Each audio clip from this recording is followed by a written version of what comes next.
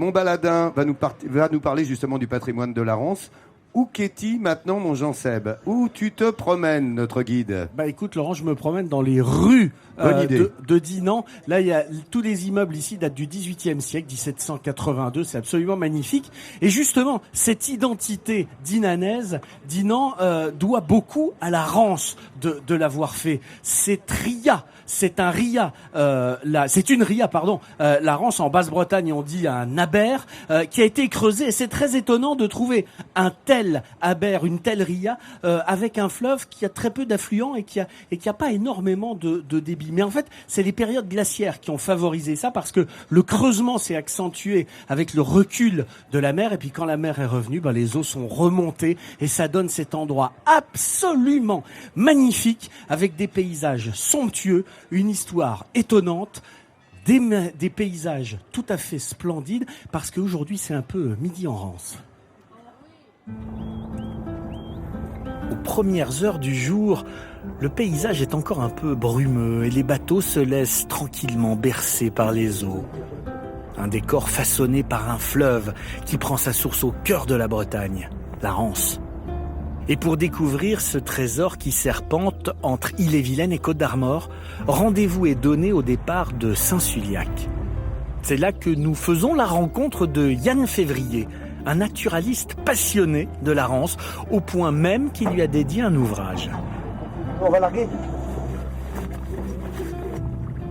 Je suis né sur les bords de Rance en fait, et j'ai grandi ici, donc c'est toujours assez sympathique, surtout avec une météo comme aujourd'hui. Avec le soleil comme compagnon, Yann entame sa première sortie en bateau de l'année sur l'estuaire de la Rance. 20 km de long qui s'écoule entre Dinan et Saint-Malo.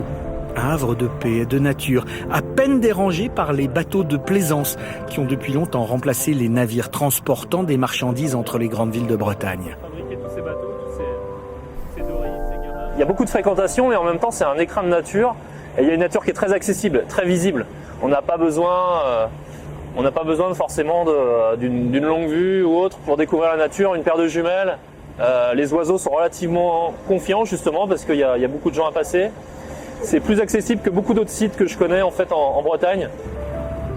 La Rance, c'est aussi l'estuaire où l'on trouve les plus fortes marées d'Europe, qu'un barrage gigantesque transforme en électricité. Derrière ce mur de béton de 750 mètres de long qui barre l'estuaire à son embouchure, l'usine marémotrice produit 3% de la consommation électrique de toute la Bretagne.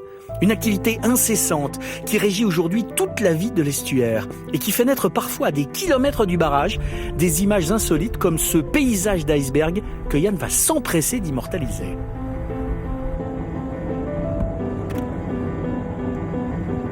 C'est assez particulier l'ambiance avec une eau très très calme et justement cette écume créée qui va disparaître. Là c'est l'affaire de quelques heures sans doute. Et voilà, ça crée un petit moment assez unique avec le bateau et autres.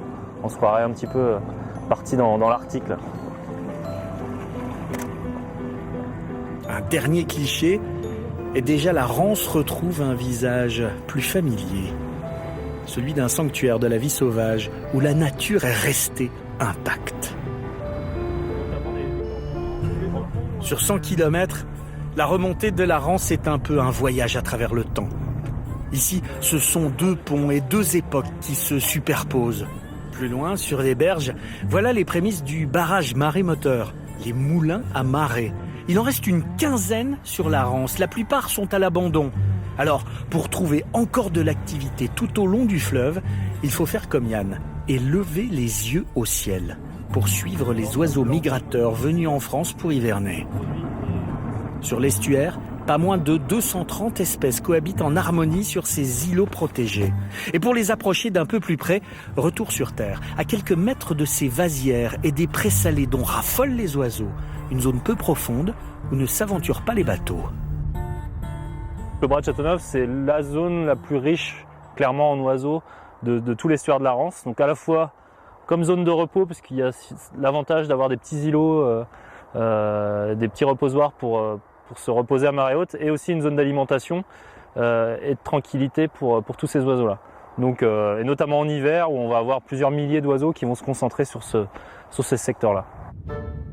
La Rance est un lieu encore sauvage. Et depuis 14 ans, une invitée surprise s'est même installée le plus tranquillement du monde sur l'estuaire.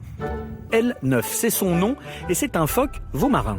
Recueilli à la naissance par Océanopolis à Brest, puis relâché en baie du Mont-Saint-Michel, elle a élu domicile dans la Rance, loin de ses congénères, ce qui ne l'empêche pas de couler des jours heureux, apparemment. Au fil des chemins qui bordent le fleuve, la Rance dévoile aussi une certaine architecture. Les pieds plantés dans l'eau, des cabanes à carrelés construites par les pêcheurs du coin. Ça a un côté très pittoresque, surtout maintenant en fait qu'elles sont un peu en grande partie délabrées. Et bon voilà, c'est une image assez caractéristique de ce secteur-là de la Rance. Maritime ou fluviale, de part et d'autre de l'écluse, les eaux de la Rance dessinent un tracé et une voie à suivre, que l'on soit sur l'eau ou sur la terre. À quelques mètres du port de Dinan, sur les chemins de halage, le paysage de la Rance est toujours aussi paisible, surtout quand on peut le contempler en hauteur. C'est un cadre plutôt sympathique pour venir travailler les chevaux en trotting. Enfin, c'est assez convivial, les gens sont contents de voir des chevaux se balader sur le bord de la Rance. Pour les animaux comme pour les hommes qui traversent ce paysage sur les berges ou directement sur l'eau, la Rance a toujours ce petit côté paradisiaque.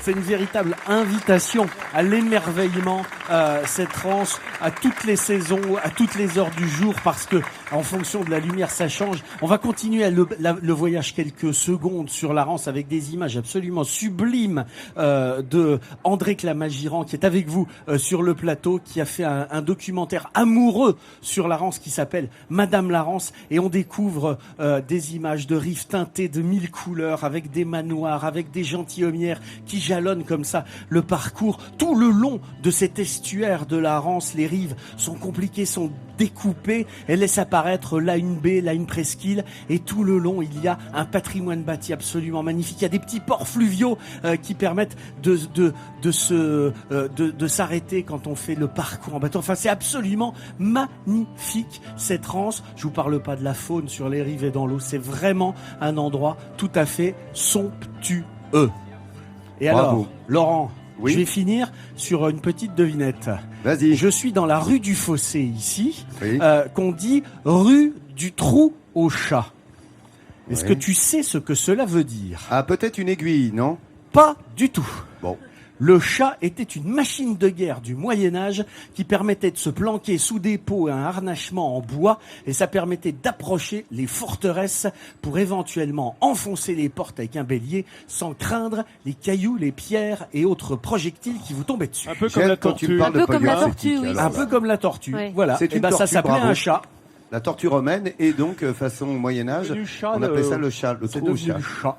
Qu'est-ce que j'aime ça. Regardez notre professeur, il vous dit tout, on peut l'applaudir, le professeur Jean-Seb. L'étymologie, l'histoire, le tourisme, les bonnes adresses, il sait le faire. Et coup de chapeau encore à monsieur, hein. Merci beaucoup. André Clamagiran, absolument.